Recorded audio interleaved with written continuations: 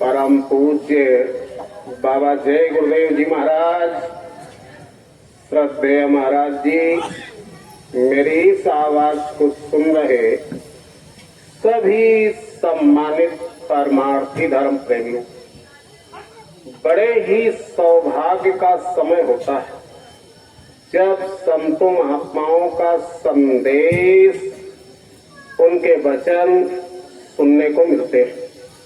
घर गृहस्थी के कामकाज, दुनिया के कामकाज जीवन भर चलते रहेंगे। काम कभी नहीं खत्म होंगे। हमारा आपका शरीर खत्म हो जाएगा। महात्मा आते हैं, जीवन के इस सफर में सच्चाई का बोध कराते हैं, आत्मा और परमात्मा की बात बताते हैं। ऐसे ही समय के परम संत बाबा जय गुरुदेव जी महाराज अपने जीवन काल में जीवों को सच्चाई का बोध कराते रहे, आत्मा और परमात्मा की बात बताते रहे। बाबा जय गुरुदेव जी महाराज का संदेश लेकर हम आपके बीच आए हुए। आप सबका दर्शन दीदार पाकर हम अपने आप को धन्य मानते हैं। आप लोग बाबा जी का संदेश सुन लो, सुनने के बाद उस पर विचार करना। समझ में आए, मतलब की बात है तो मान लेना, और ये समझ में आए बाबा अपने मतलब के लिए कहते हैं तो मत मानना। गुरु महाराज कहते थे, हित अनहित पशु पक्षी जाना। पशु पक्षी भी फायदा नुकसान समझते, आप तो मनुष्य। बाबा जी कहते थे, हम तो आपको देवता समझते, आप सब देव तुल्य हो। देव बुद्धि से सोचो और अपने भलाई के लिए कुछ कर लो। जिंदगी जा रही, अगर ये जीवन चला गया तो दोबारा मिलने वाला नहीं। आप सारी धरती का धन ऐसे थाल में सजा कर किसी को दो और उससे कहो दोबारा मनुष्य शरीर दिला दो, आपको कोई दिला नहीं सकता है। भगवान की जब विशेष दया जीव पर होती तब भगवान जीव को मनुष्य शरीर दे देता है। इससे बड़ी दया भगवान के पास दूसरी है ही नहीं जो जीव के ऊपर कर दे। ये भगवान की अपार दया हुई। भगवान ने हम लोगों को ये मनुष्य शरीर दे दिया। इतना अनमोल शरीर पाने के बाद इसको बंद कर दो, इसको बंद कर, मैं खरखराए। इतना अनमोल शरीर बाबा जय गुरुदेव महाराज ये बताते थे, जो अधिकार इस मनुष्य शरीर में है वह अधिकार तीन लोक के भगवान के पास नहीं है। ये बात आपको बड़ी ताज्जुब से लगती हो। कौन सा अधिकार मनुष्य के पास है और तीन लोक के भगवान के पास नहीं है? वैसे रामचरितमानस में ये लिखा है, बड़ी भाग्य मानुष तन पावा, सूर दुर्लभ सद ग्रंथन गावा। मनुष्य शरीर देव दुर्लभ शरीर। क्यों? ये जितने देवी देवता है सबका समय है, पीरियड है। समय पूरा होता है, सबको मरना पड़ता है। मरने के बाद कोई देवी देवता दोबारा देवी देवता नहीं बनता है। ये क्या बनते हैं?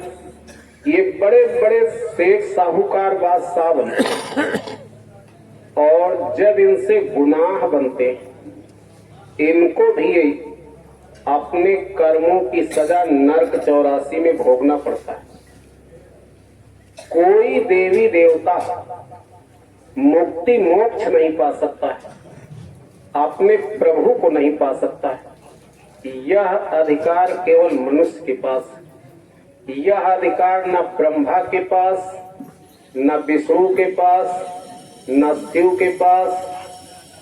3 लोक के भगवान अपने स्थान पर बैठे बैठे प्रभु का दर्शन तो कर रहे, लेकिन प्रभु के घर जा नहीं सकते। हे मनुष्य, इस शरीर में इतना बड़ा अधिकार, आत्मा अपने प्रभु से मिल सकती, और जब तक आत्मा अपने प्रभु से नहीं मिलेगी इसकी तकलीफ जा नहीं सकती। दूसरे के देश में कभी आराम नहीं मिलता है। पराधीन सपने हूं सुख ना। और संतों ने बताया ये देश दूसरे का। जब संत इस धरती पर आते हैं तो इसी विषय को समझाते। संत कभी कथा कीर्तन नहीं सुनाते, संत कभी इतिहास नहीं दोहराते। संत इस धरती को सुख की नगरी बनाने नहीं आते। संत इस धरती पर किस काम के लिए आते हैं? परमार्थ के कारणे संतन धरा शरीर। संत इस धरती पर केवल परमार्थ के लिए आते। बाबा जी कहते थे लोग ये जानना चाहते बाबा जी का लक्ष्य क्या है। क्यों? बाबा जी के जीवन काल में तरह तरह के भ्रामक प्रचार हुए। कभी लोगों ने कहा बाबा जय गुरुदेव विदेशी, कभी कहा राजनीति में आ गए, प्रधानमंत्री बनना चाहते। बाबा जी कहते थे जो तुम समझते हो वो यहाँ नहीं, यहाँ तो शुद्ध परमार्थ। परमार्थ माने क्या होता है? इसको सुनो। एक होता है स्वार्थ। स्वार्थ का मतलब होता है अपना फायदा। तो ये सारी दुनिया स्वार्थ की। गुरु महाराज कहते थे जब तक तुम्हारे शरीर से स्वार्थ निकलेगा ये दुनिया आपकी पूजा करेगा, और जब स्वार्थ नहीं निकलता तो कोई फूटी आंख देखना पसंद नहीं करता। कैसे? यही शरीर है, जब बुढ़ापा आता है शरीर किसी काम का नहीं रह जाता, चारपाई पर टट्टी पेशाब शुरू हो जाता है। बच्चे सेवा करते करते थक जाते हैं। सगा बेटा चारपाई के किनारे खड़ा होकर पिता के मुंह पर यह बात कहता है, हे भगवान, पिताजी को बड़ी तकलीफ, अब इनको छुट्टी दे दो। हे मनुष्य, ये कथा कीर्तन नहीं, ये इसी जिंदगी में बीतता है। अब आप विचार करो, जिन बाल बच्चों के लिए आपने जिंदगी खपा दिया और जब किसी काम के नहीं रहोगे तो आपके मरने की प्रार्थना आपके मुख पर होती है। ये कथा नहीं, ये जीवन में बीतता। आपके दोस्त रिश्तेदार आएंगे, जब आपकी दशा देखेंगे तो वो भी यही कहते, हे भगवान, भाई साहब को बड़ी तकलीफ, अब इनको छुट्टी दे दो। अरे स्वार्थ की दुनिया, स्वार्थ लाए करे सब प्रीति, सुर नर मुनि सबकी हरि। मनुष्य की बात छोड़ दो, ये देवी देवता भी स्वार्थी होते, ऐसा लिखा है। दूसरा होता है पर स्वार्थ, दूसरे की भलाई। भूखे को भोजन, प्यासे को पानी, गरीब मोहताज की मदद कर देना, ये काम परोपकार के काम है, परस्वार्थ के काम। तो देखो आप भी करते हो, हम भी करते, हर आदमी कुछ ना कुछ कर देता है।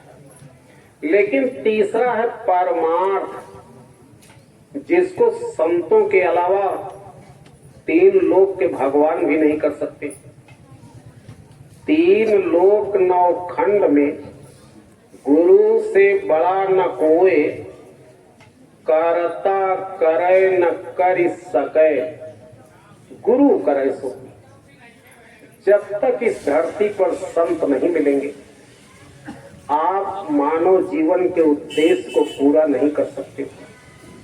आप जीवन भर उल्टा लटक के तपस्या करो। क्षमा करना, भगवान राम के गुरु विश्वामित्र राजा त्रसंक को 7 शरीर स्वर्ग पहुंचा दिए, जबकि ये शरीर स्वर्ग नहीं जाता, आत्मा जाती।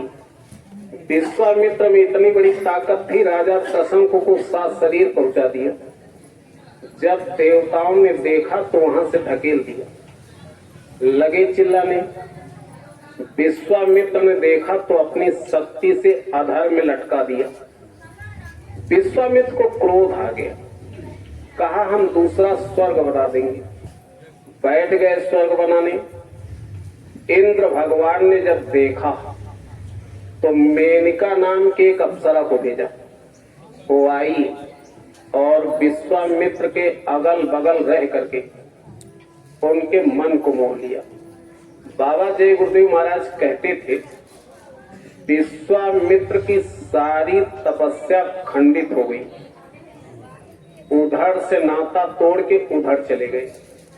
बाबा जय गुरुदेव महाराज कहते थे, महात्मा अपनी बात मर्यादा में कहते। और देखो प्रेमियों, हमेशा मर्यादा में बात करना चाहिए, वाणी पर संयम रख के बात करना चाहिए। गुरु महाराज सुनाते थे, भगवान राम लक्ष्मण सीता जंगल जा रहे थे। रास्ते में शाम हो गई। भगवान राम ने लक्ष्मण से कहा, सामने बगीचा है, देख लो, कोई हो तो पूछ लो, रात में रुक जाए। लक्ष्मण गए, लौट आए, कहा भैया कोई नहीं। भगवान राम ने कहा कोई नहीं है। कहा एक बंदर बैठा है। कहा जाओ उसी से पूछ लो। गए, कहा हे बंदर, हम लोग रात रुकना चाहते। बंदर जोर से दांत काढ़ा और ऐसे खुजलाया। नाराज होके लौट आए लक्ष्मण। भगवान राम ने पूछा कुछ बताया? कहा भैया वो तो बड़ा बदतमीज बंदर है। कहा क्या हुआ? कहा जब हमने पूछा तो उसने दांत काढ़ा और खुजलाया। भगवान राम ने कहा लक्ष्मण नाराज क्यों होते हो? उसने बता दिया। कहा क्या बता दिया? कहा नभ्या और जिभ्या संभाल कर रहो इस धरती पर, चाहे जहां रहो। हे मनुष्य, ये जिंदगी के सूत्र, अगर इनको संभाल के नहीं रहोगे तो आपके बच्चे आपको घर में नहीं रहने देंगे। नभ्या और जिभ्या संभाल कर रखो। बाबा जय गुरुदेव महाराज ने ये कहा था कि विश्वामित्र की सारी तपस्या खंडित हो गई, उधर से नाता तोड़ के उधर चले गए। भगवान ने आप सब लोगों को बुद्धि दिया है, थोड़ा बुद्धि से विचार करो। जिसकी तपस्या खंडित होगी कहां जाएगा? लेकिन कहना मत, बहुत सी चीजें होती हैं जानते हुए भी नहीं कहना चाहिए। अगर आप कह दिए तो आप खतरे से खाली रहिए। क्यों? राजा भोज के यहाँ एक कलाकार आया और राजा भोज से कहने लगा, जिसको हम एक बार देख ले उसका हम चित्र बना देते। तो राजा भोज ने कहा इसमें कौन सी बड़ी बात है, ऐसे तो बहुत से लोग हैं। तो कलाकार ने कहा अगर आप आदमी का नाम बता दो तब भी हम उसका चित्र बना देंगे। राजा भोज ने कहा ये तो है बात बड़ी, अरे जो देखा ना हो केवल नाम से चित्र बना दे, ऐसे ऐसे लोग इस धरती पर हुए।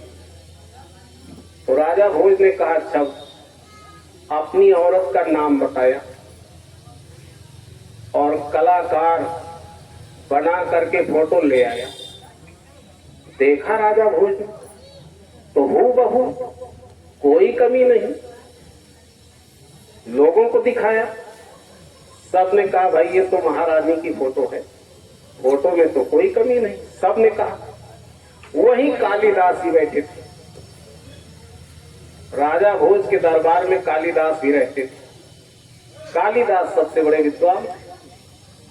राजा भोज ने कालिदास को दिखाया, कहा देखो कालिदास, ये महारानी का फोटो है कि नहीं। कालिदास ने गौर से देखा, कहा इसमें एक कमी। जब ये बात कहा तो बनाने वाले को बड़ा ताजुब हुआ, राजा को भी ताजुब हुआ कि आखिर है तो हूबहू, हमसे ज्यादा कालिदास ने तो नहीं देखा हमारी औरत। कहा अच्छा बताओ क्या कमी। कहा महारानी की जंघा में तिल है, वो इसमें नहीं है। ये बात जब कहा तो राजा नाराज हुआ। कहा इनको कैसे ये बात पता चल गई, और तुरंत आदेश दे दिया। कहा ले जाओ जंगल में और इनको मार करके इनका कलेजा निकाल करके दिया। हे प्रेमी, बहुत सी ऐसी चीजें होती जानते हुए भी नहीं कहना चाहिए। ये जीवन के सबक। आगे क्या हुआ उसको छोड़ो। कहने का मतलब ये है कि बहुत सी चीजें हैं। वो तो कहो कालिदास बच गए मंत्री की बदौलत। तो बाबा जी ने ये बात कहा था कि विश्वामित्र की सारी तपस्या खंडित हो गई, उधर से नाता तोड़ के उधर चले गए। अब आप विचार करो, भगवान राम के गुरु थे, इतनी बड़ी ताकत थी, स्वर्ग बना सकते थे, लेकिन धोखा खा गए। इस धरती पर ऐसे ऐसे ऋषि मुनि आए, 10-10 हजार वर्ष उल्टा लटक करके तपस्या किया। दिन को रात बना दे, रात को दिन बना दे, इतनी ताकत थी। लेकिन ऐ प्रेमी, सतगुरु बिन सब धोखा खाए। विश्वामित्र के साथ ऐसा क्यों हो गया? उनका कोई समर्थ गुरु नहीं था जो उनको बचा। अगर इस जीवन में संत नहीं मिले तो आप मानव जीवन के उद्देश्य को पूरा नहीं कर सकते।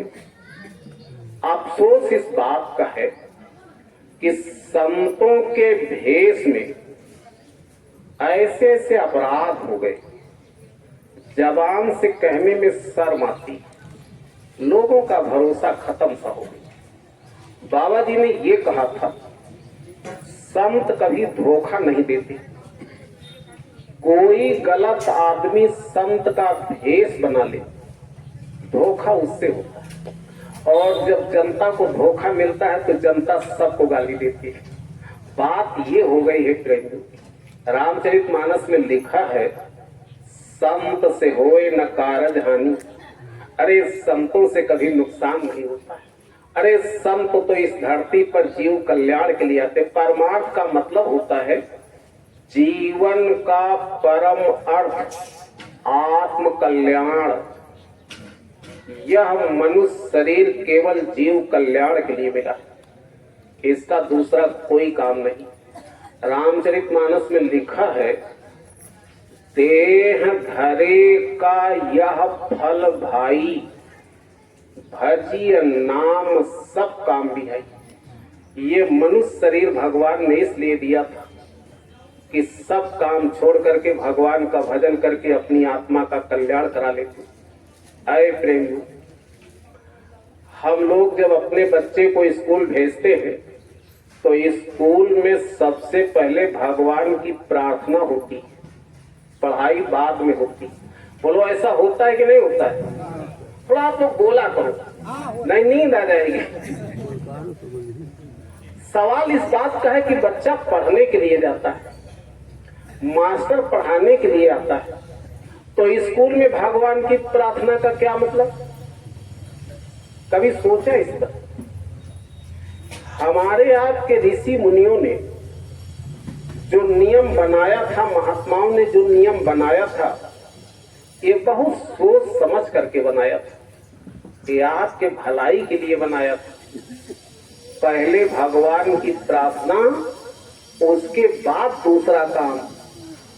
महाराज जी इसका एक बड़ा सटीक उदाहरण देते हैं। जैसे आपका छोटा सा बेटा आपकी उंगली पकड़ करके मेला देखने जाता है।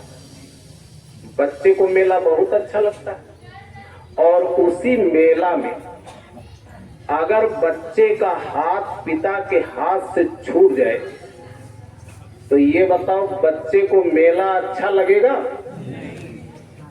अरे प्रेमियों, बच्चे को पूरा मेला दे दिया जाए तब भी बच्चा रोएगा। इसी तरह से आप इस दुनिया में तब तक सुखी रह सकते हो जब तक उस परमात्मा की उंगली पकड़े हो, और अगर छोड़ दिया तो सारी दुनिया दे दी जाए तो भी आप सुखी नहीं रह सकते हो। रामचरितमानस में लिखा है, राम विमुख संपत्ति प्रभुताई, जाए रही पाई बिन पाई। अरे भगवान को भूल गए तो ये संपत्ति प्रभुता ऐसे चली जाएगी जैसे रही नहीं। राम विमुख असहाल तुम्हारा, रहा न को कुल रोवनहारा। रावण के पास सब कुछ था, लेकिन जब ईश्वर से विमुख हुआ तो कोई रोने वाला नहीं बचा। इसलिए हमारे आपके ऋषि मुनि महात्माओं ने नियम बनाया था। जब आप कक्षा 1 में पढ़ने गए थे तो सबसे पहले आपसे भगवान की प्रार्थना कराई गई। और कितने लोग ये कहते हैं कि अभी हमारी उम्र नहीं है। उस समय तो आप और छोटे थे। ये जो बड़े बुजुर्गों के नियम है, ये आपके भलाई की। पूर्वांचल में कहावत है, बूढ़े का बाप और गील भात ये कभी नुकसान नहीं करते। ये कभी नुकसान नहीं करते, इनसे फायदा होता है। तो कहने का मतलब गुरु महाराज ये बताते थे कि यह मनुष्य शरीर आत्म कल्याण के लिए मिला है। गीता में ये लिखा है, नाना शास्त्र पठेन लोके, नाना देव पूजते, आत्मज्ञान बिना पार्थ सर्व कर्म निरर्थक। आप सभी शास्त्रों को पढ़ लो, सभी देवी देवताओं की पूजा कर लो, हे पार्थ, बिना आत्मज्ञान के आपके सभी कर्म बेकार है। ऐसा गीता में लिखा। अगर आप ये कहते हो कि हम सनातन धर्म को मानते, भगवान राम को मानते, भगवान कृष्ण को मानते, तो आप उन्हीं की बात मानो। ये बात तो सबने कहा है कि यह मनुष्य शरीर आत्म कल्याण के लिए मिला है। सवाल इस बात का है कि आत्मा आपके शरीर में कहां पर है और कैसे उसका कल्याण होगा। अब आप इसको सुनो, थोड़ा मेरी तरफ देखो। दोनों आंखों के पीछे मध्य भाग में एक दोदल कमल है, ऐसे गुरु महाराज बताते थे। बहुत बारीक, किसी भी सूक्ष्मदर्शी यंत्र से उसको देखा नहीं जा सकता। उसी में जीव बैठा। जीव इतना छोटा है, बालू के कण के मशीन से लाख टुकड़े कर दो, उससे छोटा है जीव। ऐसा बाबा जी बताते थे। सवाल है यह जीव किस तरह का है। जितने संत आए सबने एक ही बात बताया है, आत्मा परमात्मा का अंश है। जिस तरह का परम पिता परमात्मा है, उसी तरह की आत्मा। परमात्मा किस तरह का है?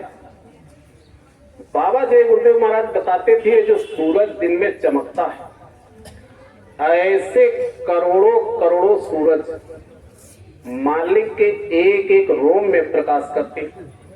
कोटिन सूरज चांद सितारे रोम रोम में करे उजारे, उसी का अंश ये आत्मा है।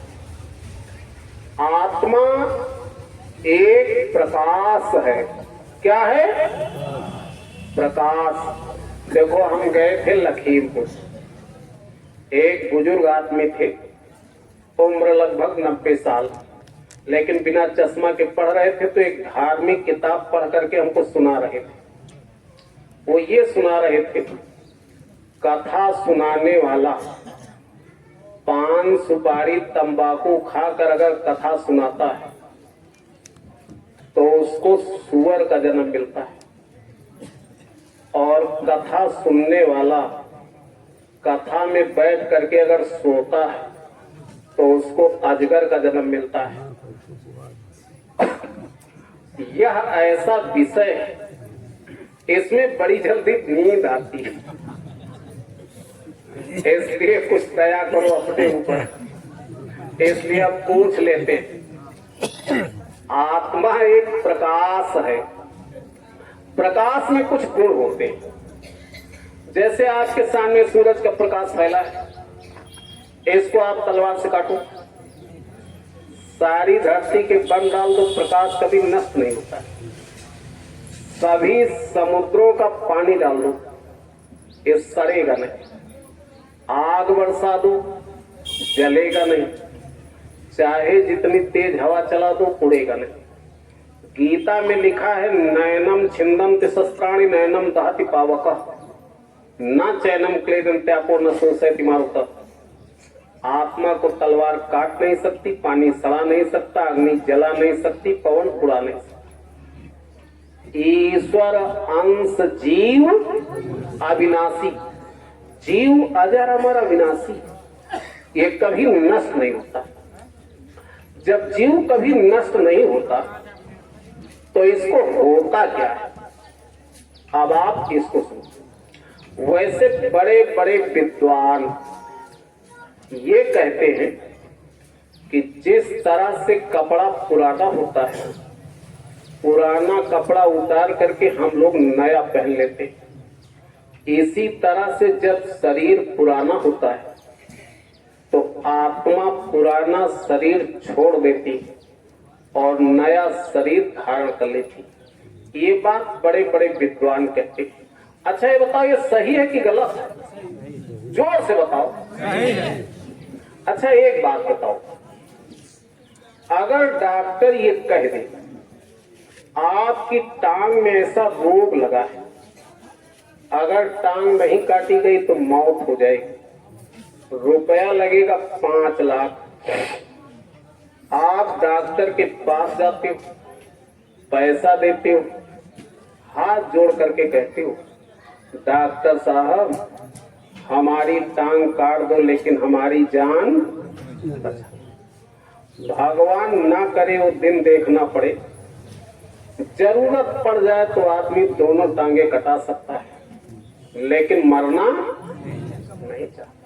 देखो, ना आप मरना चाहते हो ना हम मरना चाहते। और इस धरती का नियम है, यहाँ जो पैदा हुआ है वो मरेगा, जो मरेगा फिर पैदा होगा। और संतों ने ये बताया है, जन्मत मरत दुसह दुख हो। जन्म लेते समय मरते समय बहुत दुख होता, कोई मरना नहीं चाहता। ये तो जिंदगी की सबसे बड़ी मजबूरी, ना चाहते हुए मरना पड़ेगा। ये जीवन का सबसे बड़ा दुख, और ये सबके साथ लगा। इसलिए हे प्रेमी, संतों ने ये बताया कि इस दुनिया में कोई सुखी है नहीं। अरे आपके सामने मौत खड़ी, अभी मारे जाओगे। बाबा जी कहते थे, मौत तुम्हारा पीछा कर रही, भाग करके चाहे जहां जाओ, जहां समय पूरा होगा इस शरीर से निकाल करके अलग कर दिए जाओगे। सोचो कहां जाओगे, कभी सोचा इस पर? सामने मौत खड़ी, मौत खड़ी। इसलिए यहां कोई जीव सुखी नहीं। यहाँ का सिस्टम है, जो पैदा हुआ मरेगा, जो मरेगा फिर पैदा होगा, और दोनों में बड़ा कष्ट होता है। जीव का एक स्वभाव है। अच्छा, जीव का स्वभाव क्या है? जीव का स्वभाव क्या है? हर जीव सुख चाहता है, हर जीव सम्मान चाहता है, हर जीव शांति चाहता है। यह जीव का स्वभाव है। चाहे जो भी जीव हो, हर जीव ये चीज चाहता है। अगर आप सम्मान चाहते हो तो अगला भी चाहता है। इसके लिए मनुष्य करता क्या है? इस धरती पर साधन बनाता है। जैसे आपने अच्छा सा मकान इसलिए बनाया कि सुख से रहेंगे, और साथ में सम्मान भी जुड़ा है। अरे रहने के लिए तो आप झोपड़ी में भी रह सकते हो, लेकिन सम्मान साथ में जुड़ा है, इसलिए इतना पैसा लगाते हो मकान। इसके लिए इस दुनिया में साधन बनाते हो। सुई से लेकर हवाई जहाज तक जो भी आपने बनाया है, इसलिए बनाया कि इससे हमको सुख मिलेगा, सम्मान मिलेगा, शांति मिलेगी। लेकिन इससे मिलता क्या है? कागज कलम हो तो लिख लेना। जितना साधन उतना समस्या, जितना भोग उतना रोग। इस दुनिया में जितना ज्यादा साधन बनाओगे उतना ज्यादा आप समस्याओं में फंस जाओ, और जितना ज्यादा आप सुविधा भोगी बनोगे उतना ज्यादा आप रोगी बन जाओगे। एक बात लिख लेना, यह शरीर गंदगी से बना है, गंदगी से। अगर 24 घंटे में आपके शरीर से एक बार पसीना नहीं निकला तो लिख लेना, ज्यादा दिन स्वस्थ रह नहीं सकते। जब पसीना निकलता तो उससे गंदगी निकलती है। इसलिए थोड़ा मेहनत किया करो, मेहनत। यहां जितना साधन आप बनाओगे उतने समस्या, जितना भोग उतने रोग। साधुबाई ने लिखा है, हरि ने भोग रोग अरुझायो। भगवान ने हर जीव को इसी भोग और रोग में उलझा दिया। अब कोई ऐसा नहीं जिसके जीवन में समस्याएं न हो। हर मनुष्य अपनी अपनी समस्याओं से संघर्ष करता है। संघर्ष ही जीवन है। संघर्ष करते करते आदमी मर जाता है और ये नहीं जान पाता कि सुख है क्या चीज। अरे प्रेमियों, सुख के लिए संघर्ष करते हो और संघर्ष करते करते जीवन खत्म हो जाता है। जीव जान नहीं पाता कि सुख क्या है, कहाँ है, कैसे मिलेगा। ये 3 सवाल, और इसका उत्तर केवल संतों के पास है, बाकी कहीं नहीं। क्षमा करना, अभी आप शिव पुराण पढ़ना शुरू कर दो तो उसमें ये लिखा है कि शंकर जी से बड़ा कोई नहीं, इनकी पूजा करो सब कुछ मिल जाएगा। विष्णु पुराण पढ़ना शुरू कर दो तो उसमें विष्णु जी की महिमा लिखी। गीता पढ़ना शुरू कर दो, भगवान कृष्ण की महिमा। अभी नवरात्रि आई, दुर्गा जी की महिमा है। लेकिन संतों ने ये बताया कि जो अधिकार इस मनुष्य शरीर में है वह अधिकार न ब्रह्मा के पास, न विष्णु के पास, न शंकर जी के पास, न दुर्गा जी के पास, किसी के पास नहीं। वह अधिकार तो केवल मनुष्य के पास है, सुख शांति पाने का दरवाजा, बाकी किसी में है नहीं।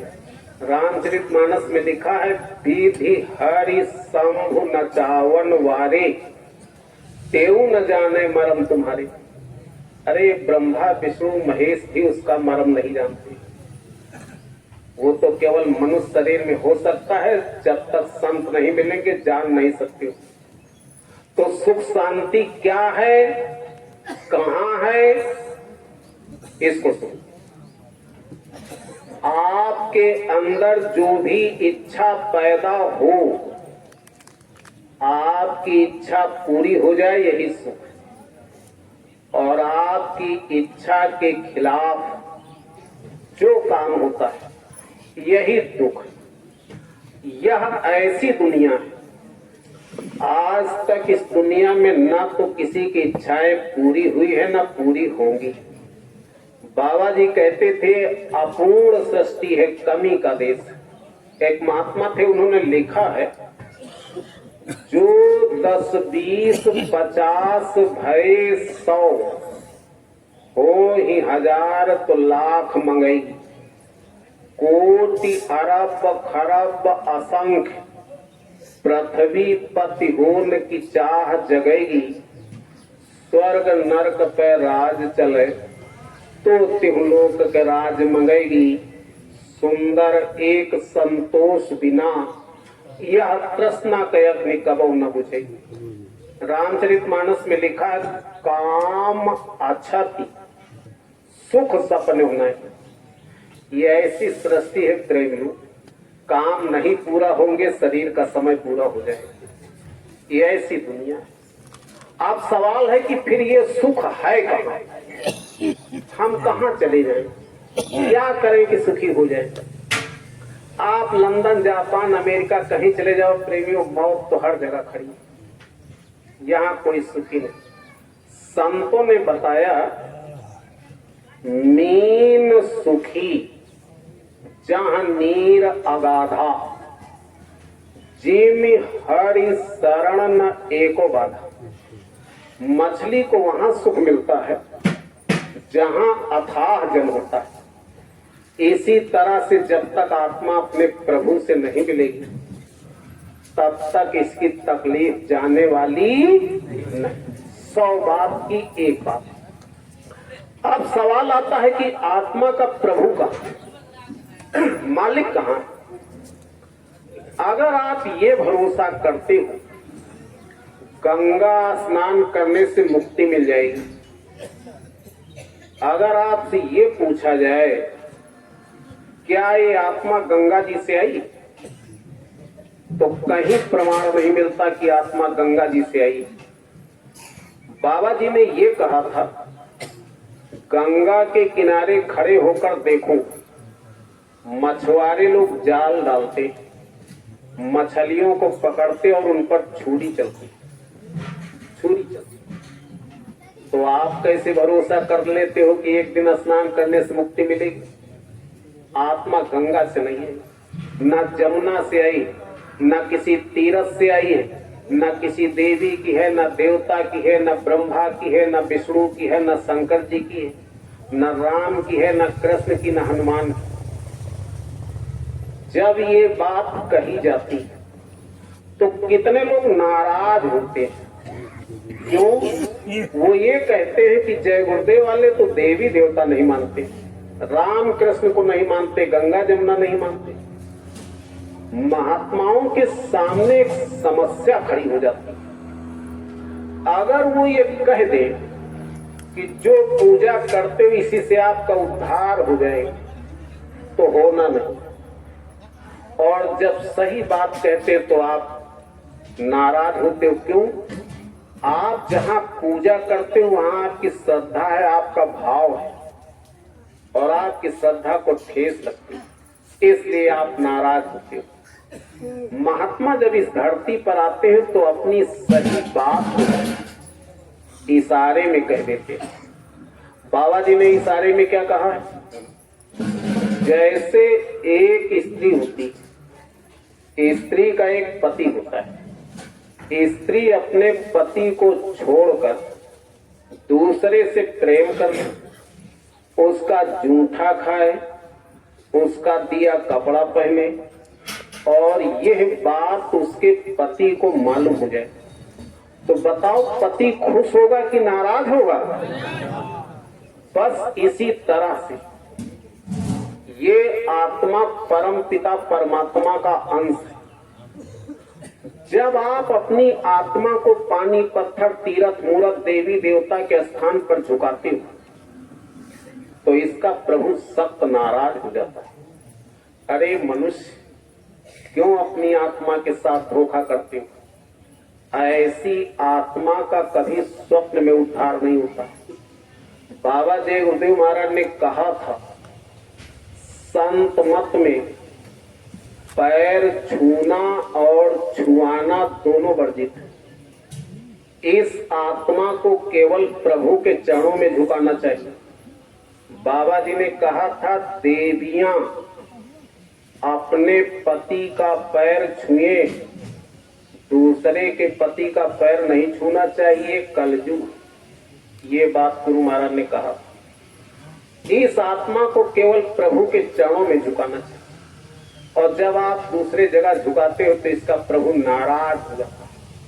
कबीर साहब ने इसको लिखा है, नारी कहावे पीव की, रही और संग सोए, यार पुरुष मन में बसा, खुशी खसम कसम। अब आपका तो दिल लगा है पानी पत्थर में, ये बताओ प्रभु कैसे मिलेगा? आप जा रहे हो, रास्ते में पीपल का पेड़, लोगों ने चबूतरा बना दिया, 4 लंगोटा टांग दिया, वहां भी आत्मा को झुका देते। अरे प्रेमियों, ये आत्मा कभी पीपल के पेड़ से थोड़ो आई, न नीम के पेड़ से आई, न पानी की आई है, न पत्थर से आई। इसका प्रभु कहाँ है? शशि पर सूरज, सूरज पर शशि है, ता ऊपर मठ छावा है, वह घर हमका को न बतावा, जीव जहां से आवा। यह भेद केवल संत जानते, बाकी किसी को नहीं पता। ये तो हम लोगों का हो भाग्य, गुरु महाराज मिल गए। संतों के अलावा इस भेद को कोई नहीं जानता।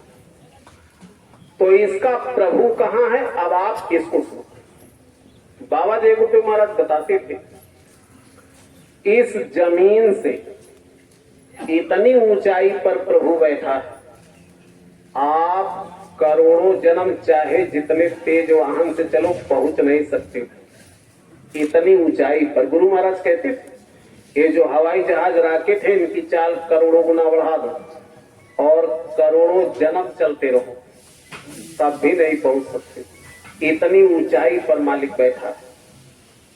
जिंदगी मिली है 100 साल, अब तो 100 साल भी नहीं लोग जी पाते। बाबा जय गुरुदेव महाराज ये कहते थे कि 12 बरस तक साधना नहीं हो सकती और 80 साल के बाद भी नहीं हो पाता है। जवानी के जोश में दुनिया के काम होते हैं, जवानी के जोश में परमात्मा भी मिलता है, बुढ़ापे में नहीं मिलता। प्रेमियों, आपके पास समय कितना बचा? 60-70 साल। इस छोटी सी जिंदगी में प्रभु मिलेगा कैसे? यह भेद संत बताते हैं। प्रभु मिलता कैसे, यह विषय अभी हम बाद में सुनाएंगे। इससे पहले एक सवाल आता है, जब आत्मा परमात्मा का अंश है तो आत्मा अपने परमात्मा से अलग क्यों है? कौन सी ऐसी चीज है जो हमको परमात्मा से मिलने नहीं देती? आत्मा और परमात्मा के बीच में किस चीज का पर्दा है? आप इस बात को समझ लें और उस पर्दे को बीच से हटा दो, एक पल नहीं लगेगा, परमात्मा मिल जाएगा। और जब तक वो पर्दा नहीं हटेगा प्रेमी, करोड़ों युग उल्टा लटक के तपस्या करते रहो, स्वप्न में नहीं मिलेगा। स्वप्न में तो किस चीज का पर्दा है? बताओ भाई, किस चीज का पर्दा है? कुछ बोलते रहते हो तो अच्छा लगता है, इससे ये लगता समझ रहे हो। मन माया। देखो, वैसे तो बड़े बड़े ऋषि मुनि इस धरती पर आए, जिन्होंने घर छोड़ दिया, परिवार छोड़ दिया, जंगल में जा करके तपस्या किया, उनको भी नहीं मिला। बाबा जय गुरुदेव महाराज ने ये कहा, ये कलयुग है। अगर इस कलयुग में आपने माया छोड़ दिया तो स्वप्न में भगवान नहीं मिलेगा। हे प्रेमियों, जब तक आपका शरीर है तब तक आपको माया की जरूरत है। बिना माया के आप जिंदा नहीं रह सकते। ये बताओ, जब तक शरीर है भोजन की जरूरत है कि नहीं? कपड़ा की, मकान की, बीमार हो गए दवा की, ये बिना माया के मिलेगा। बाबा जय गुरुदेव महाराज ने कहा, इस कलयुग में अगर आपने घर छोड़ दिए, साधु बन गए, जंगल चले गए, तो स्वप्न में भगवान नहीं मिलेगा। जब तक ये शरीर है माया की जरूरत है, माया छोड़ना नहीं। माया में गुण होता है, अगर आप इसको सही जगह खर्च करोगे तो ये माया आपको भगवान से मिला देती है, और जब आप इसको गलत जगह खर्च करते हो तो ये माया आपको नरक पहुंचा देती है। इसलिए हे प्रेमी, कभी लक्ष्मी का दुरुपयोग नहीं करना चाहिए। अब आप दिन में 100 रुपया की पुड़िया खा जाते हैं, लक्ष्मी का दुरुपयोग नहीं करना चाहिए। राधा स्वामी जी महाराज ने लिखा है, जोड़ जाड़ धन क्या किया भाई, लोक लाज में दिया गंवाई। समझदार तुम यदि होते, इस धन से कुछ कारज लेते। कारज लेना क्या है भाई? गुरु सेवा में खर्च करें। कबीर साहब ने लिखा है, लक्ष्मी के सुत 4 हैं, धर्म, नृप, अग्नि और चोर। जेठे के अपमान से 3 करे भड़को। लक्ष्मी का सबसे बड़ा बेटा धर्म, दूसरा राजा, तीसरा आग, चौथा चोर। अगर आपने धर्म का अपमान कर दिया धन से, तो या तो आग लगेगी, या चोरी होगी, या राजा हड़प ले। लक्ष्मी आपके यहाँ रुकेगी नहीं। हे प्रेमी, अगर भगवान ने दे रखा है तो ऐसा काम मत करना अधर्म का, नहीं दुखी हो जाओगे। तो लक्ष्मी का ये गुण है कि इसको सही जगह खर्च करोगे तो आपको भगवान से मिला देगी। और पता चला कहीं धर्म कर्म का काम है तो वहां आप कंजूसी करते हो तो भी भगवान नहीं मिलेगा, फिर भी भगवान नहीं मिलेगा। रामचरितमानस में लिखा है कि इस धरती पर 14 प्रकार के मुर्दा होते। कितने प्रकार के? कौल, काम, बस, कृपण, विमूढ़ा, अति दरिद्र, अजसी, अति बूढ़ा, सदा रोग, बस, संतत, क्रोधी, हरि विमुख, संत विरोधी, तनुपोषक, निंदक, अघखानी, जीवित 100 सम 14 प्राणी। ये 14 प्रकार के प्राणी ऐसे होते जो जीते जी मुर्दा होते। कौल कहते नास्तिक, जो भगवान को नहीं मानते, मुर्दा होते। काम, बस रातों दिन काम में इतना व्यस्त है, अगर उनसे कहा जाए कि भाई साहब आज सत्संग है, क्या बताएं भाई साहब छुट्टी नहीं। अरे 1 मिनट का फुर्सत नहीं तो मुर्दा होते। कृपण, कंजूस, विमूढ़ा, अति दरिद्र, आजसी। आजसी कहते जो अपजस का काम करते। कैसे? रामचरितमानस में लिखा है, बिनु स्वार्थ नर पर अपकारी, आहि मूसक सुन जिमि पुरगारी। कुछ लोग ऐसे इस धरती पर होते हैं जिनका कोई स्वार्थ नहीं, लेकिन दूसरे का नुकसान कर देंगे। दूसरे के नुकसान में अपनी ताकत, अपना पैसा भी खर्च कर देंगे, भले उनका 1 पैसे का फायदा न हो। कैसे?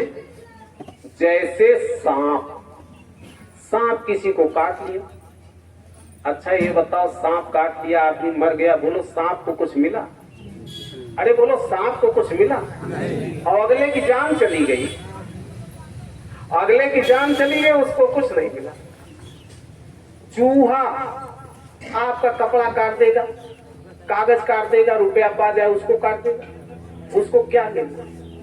हे मनुष्य, महात्माओं ने कहा जो काम ऐसा करते वो मुर्दा होते, मुर्दा के समान होते। अरे मूसक सुनची मुर्गा। तो ये 14 प्रकार के मुर्दा होते हैं। संतों में गुण होता है, सिंह संत की एक गत जीवित हूं को खाए, भावहीन मृतक दशा ताके निकट न जाए। अगर ये 14 प्रकार के अवगुण हैं तो वह जीव संत दरबार में टिक नहीं सकता। संत उसको नहीं पकड़ते। जैसे शेर कभी मुर्दा नहीं खाता, ऐसे संत जिनके अंदर ये अवगुण है ऐसे लोगों को नहीं पकड़ पाते। इसलिए कभी लक्ष्मी का दुरुपयोग नहीं करना चाहिए। भगवान ने अगर आपको दे रखा है तो बाबा जय गुरुदेव महाराज ने ये कहा है कि अच्छा खाओ, अच्छा पहनो, अच्छे मकान में रहो, गाड़ी से चलो, फोन लगा लो। एक बात याद रखना कि भगवान का भजन भी करना। इस तरह से लक्ष्मी का उपयोग करोगे आपको भगवान से मिला देगी। बहुत से लोग कहते काम छोड़ दो, क्रोध छोड़ दो, लोभ छोड़ दो, मोह छोड़ दो, अहंकार छोड़ दो। बाबा जी ने कहा भगवान ने दे रखा है तो इनका उपयोग करो। इनको छोड़ दोगे तो भी नहीं जी सकते हो। अब आप कहोगे वो कैसे? बाबा जी सुनाते थे, सांप जो उस रास्ते से निकलता था दौड़ा के काटता था, जिसको काट लेता था वो मर जाता था। रास्ता बंद। एक महात्मा उधर से निकले, सांप दौड़ा तो महात्मा जोर से डांटे, अरे मूर्ख, ना जाने कौन सा कर्म किया इतना विस्तार हो गया, अब इतना पाप कर्म कर रहा, अब क्या होगा, अब क्या होगा? तो सांप रोने लगा। कहा क्या करें, हमारा स्वभाव है। बाबा जय गुरुदेव महाराज ने कहा था आदत का बदलना इतना आसान नहीं होता है। शराबी 12 साल तक शराब न पिए तब समझना छोड़ चुका है। कोई स्वभाव बन गया तो स्वभाव का बदलना इतना आसान नहीं होता। तो महात्मा ने उससे कहा देख काटा मत कर, तो उसने बंद कर दिया काटना। लोगों ने देखा कि महात्मा निकल गए तो लाठी डंडा लेकर के सतर्क होकर के निकले। देखा सांप वहीं टहल रहा लेकिन किसी से बोलता नहीं। लोगों ने ढेला मारना शुरू कर दिया। सांप बिल में चला गया। पानी डाल करके सांप को निकाल करके लोगों ने मारा, लेकिन जान से मरा नहीं। महात्मा आए उधर से, उठाया, कहा रे बच्चों तुम्हारी ये दशा कैसे हो गई? देखा तो पहचान लिया। क्रोध में बोला ये तुम्हारी देन, तुमने ये कहा था कि काटना मत। जिस दिन से हमने काटना बंद कर दिया लोगों ने हमारी ये दशा कर दी, और नहीं तो रास्ता बंद था। तो महात्मा हंसने लगे, कहा अरे नादान, हमने काटने के लिए मना किया था, ये थोड़ो कहा था कि फुफकारना मत। अरे तुम फुफकारते रहते तो तुम्हारे नजदीक लोग ना आते। रामचरितमानस में लिखा है अधिक सिधाई ते बड़ दोषु। अरे बहुत सीधे बन जाओगे लोग तुमको जीने नहीं देंगे, पाप बन जाएगा, घर से निकाल देंगे। इसलिए न काम छोड़ना है, न क्रोध छोड़ना है, न लोभ छोड़ना, न अहंकार छोड़ना है। इनका उपयोग करो लेकिन विवेक के साथ। विवेक का अंकुश अगर नहीं है तो ये आपको नरक पहुंचा देगा। आपने एक चीज देखा होगा, जो जितनी रफ्तार की गाड़ी होती उतना उसमें पावर ब्रेक लगता है, जबकि ब्रेक का काम है रोकने का, और गाड़ी इसलिए बनाई जाती चलने के लिए। अगर ब्रेक ना हो तो एक्सीडेंट हो जाए। इसी तरह से भगवान ने काम, क्रोध, लोभ, मोह, अहंकार दिया है, माया दिया है। इसके ऊपर अगर आपने विवेक का अंकुश लगा दिया तो ये आपके फायदे में रहे। और अगर ब्रेक नहीं है तो फिर एक्सीडेंट यानी खतरे से खाली नहीं हुआ, फिर आप खतरे से खाली नहीं। और विवेक ऐसी चीज है बिना सत्संग के नहीं मिलता है। किताब पढ़ने से विवेक नहीं आता, बुरा मत मानना। अच्छा, किताब पढ़ने से क्या मिलता है? कुछ बताओ। ज्ञान। देखो बाबा जय गुरुदेव महाराज ने कहा किताब पढ़ने से अहंकार आता है। अभी आप 4 वेद पढ़ लो तो सीना ठोकोगे, अरे हमको मत बताओ, हम भी 4 वेद पढ़े, 4 धाम घूमाओ, सीना ठोकोगे, हमको मत बताओ, हम भी चारों धाम घूमे। किताब पढ़ने से अहंकार आता है। महात्माओं ने कहा पोथी पढ़ी पढ़ जगमुआ पंडित भया न। किताब पढ़ने से ज्ञान नहीं आता, ज्ञान सत्संग से आता है। रामचरितमानस में लिखा है बिनु सत्संग विवेक न हुई। चाहे जाओ मथुरा, चाहे जाओ काशी, चाहे बैठो रमाय कूटी, बिनु सत्संग कुमति न छूटी। और जहां कुमति तहां विपत्ति नहीं। इसलिए महात्मा जब इस धरती पर आते तो सत्संग जारी करते। हे प्रेमियों, भाग दौड़ करके सुन लिया करो। गुरु महाराज ने कहा था सत्संग सुनने से सुमत आती है, और जहां सुमत तहां संपत्ति नाना। तो कैसे सोचते हो कि सत्संग में जाएंगे तो नुकसान होगा? सत्संग से कभी नुकसान नहीं।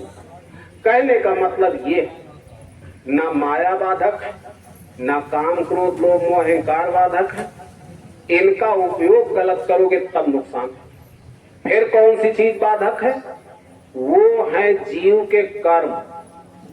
वैसे बड़े बड़े विद्वान ये कहते हैं अच्छा कर्म करो आपका उद्धार हो जाएगा। हे प्रेमी, संतों ने ये बताया है कि अच्छा कर्म करने से स्वप्न में परमात्मा नहीं मिलता। ये बात आपको बहुत ताजुब सी लगती है। हो सकता है गुस्सा आ रहा हो कि बुरा करने से मिलेगा। बुरा करने से भी परमात्मा नहीं मिलता। परमात्मा तब मिलता है जब अच्छे और बुरे दोनों कर्म खत्म हो जाते हैं। पाप पुण्य जब दोऊ नासय, तब जीव निज घर वासा। अगर एक भी कर्म है, चाहे वो अच्छा हो चाहे बुरा, उसको भोगने के लिए जन्म लेना पड़े। सबसे बड़ा पर्दा जीव के ऊपर कर्मों का। बाबा जी ने कहा था कर्मों का जाल ही काल का जाल है। तो ये कर्मों का जाल क्या है जिसमें आप बंधे हो? थोड़ा इसको सुन लो, फिर आपको सुना देंगे कि कैसे परमात्मा मिलेगा।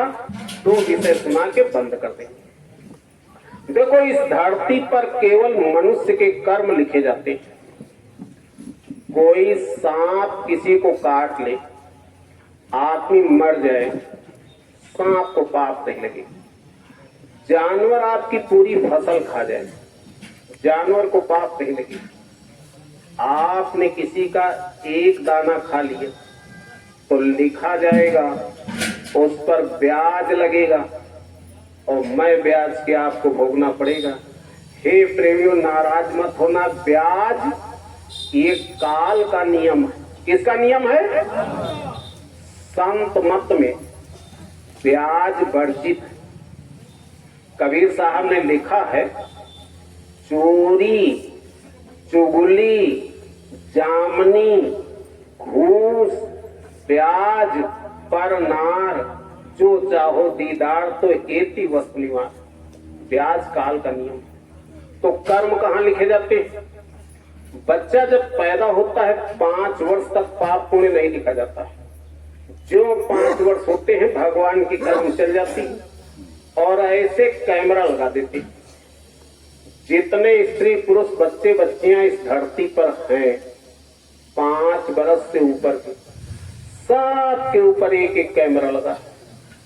आप चाहे अंधेरे में करो, जंगल पहाड़ नदी कहीं करो, 24 घंटा वो कैमरा चलता है। जब आपका समय पूरा होगा कैमरा बंद हो जाएगा। मौत के सिपाही जमदूत वहीं से आवाज लगाते, वो आपका नाम लेकर पुकारेंगे। जमदूतों की आवाज में एक विशेषता होती। क्या विशेषता होती? जैसे हम आपका नाम लेकर पुकारे, आप सुनोगे, आपके बगल में कोई बैठा है वह भी सुने। लेकिन जब जमदूत आवाज लगाते हैं तो जिसका नाम लेकर पुकारेंगे वही सुनेगा। उसको जमदूत दिखाई पड़ते हैं, दूसरा न देख सकता है न सुन सकता है। मौत के समय इस शरीर से जीव को निकाला कैसे जाता है? सुन लो प्रेमी, ये आपके ऊपर अभी बीतेगा। महात्मा कथा कीर्तन नहीं सुनाते हो तो जीव की कथा सुनाते। जमदूत आते हैं, एक पैर छाती पर रखते, एक पैर यहाँ घाटी पर रखते, मन बुद्धि चित्त प्राण को जब यहां से समेटते, आप छू के देखना, मौत के समय आदमी का सबसे पहले पैर ठंडा होता है, ऐसे शरीर ठंडा होता हुआ आता है। उस समय ये हड्डियां चटाचट टूटती। बाबा जी बताते थे एटम बम की आवाज कुछ नहीं, इससे जोर की आवाज होती जब ये हड्डियां तोड़ते हैं। जब आदमी तड़फड़ाया करता है, आंखों से आंसू बहा करते हैं। महाराज जी सत्संग में सुनाते हैं, उस समय जीव टकटकी लगा करके ऐसे देखता है कि कोई हमारी मदद करते। लगे टकटकी, दिखे न भाई, वाह समय को करे सहाय। उस समय तुम्हारी कौन मदद करेगा, कभी सोचा? और सामने मौत खड़ी। बाबा जी कहते थे, मान लो स्त्री का समय पूरा हो गया, जमदूत मार मार करके उसके शरीर से प्राण निकाल रहे, वो बेचारी तड़प रही, चिल्ला रही, और सगा पति ऐसे मुंह देखता। वैसे पति के सामने पत्नी को कोई गाली दे तो पति झगड़ा करेगा। अरे प्रेमी, इसी जिंदगी में एक समय आता है आपके सामने आपकी औरत जान से मारी जा रही, ये बताओ बचा लोगे? औरत के सामने उसका पति मारा जा रहा, आपके सामने आपका पिता मारा जा रहा, भाई मारा जा रहा, उस समय कोई बचा लेगा? बचा लेगा? यह बात केवल संत बताते, दूसरा कोई नहीं बताता। जीव के दो साथी होते, नंबर 1 सदगुरु, नंबर 2 भगवान का भजन। बाबा जी मंच से कहते थे, गुरु से प्रीति कर पहले बहुरी घट शब्द को सुनना, मान दो बात यह मेरी, करे मत और कुछ। कैसे बचाते हैं अभी बाद में बताएंगे, पहले आप ये सुनो।